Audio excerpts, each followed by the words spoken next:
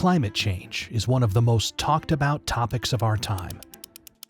For the first time ever, global warming has exceeded 1.5 degrees Celsius. Heat waves that have hit large areas of Europe, the United States, and parts of Asia. The gut-wrenching effects of climate change in communities all across the country. Most experts agree that there's been a long-term increase in greenhouse gases and average global temperature.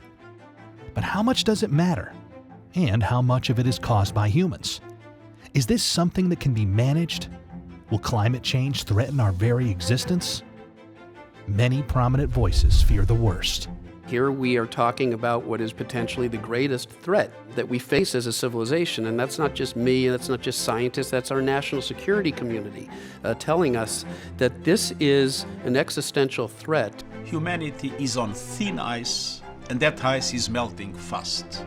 As above all, an existential crisis, and as long as it's not being treated as a crisis, we can have as many of these climate change negotiations and talks, conferences as possible. It won't change a thing.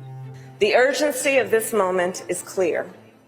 The clock is no longer just ticking, it is banging.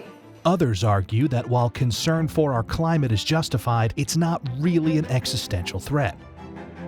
So that is a problem, but it's not the end of the world. The world is on its way to lukewarming, which is what it's been doing for quite some time, which means it's not warming up all that much. I don't like the word catastrophe. I don't think there's any catastrophe there, but certainly the climate is changing.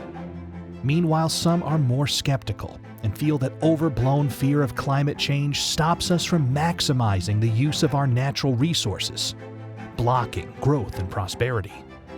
All of this with the global warming and that, a lot of it's a hoax. It's a hoax. Climate is changing, and climate has always changed. The hoax is that there are some people who are so arrogant to think that they are so powerful they can change climate. Man can't change climate.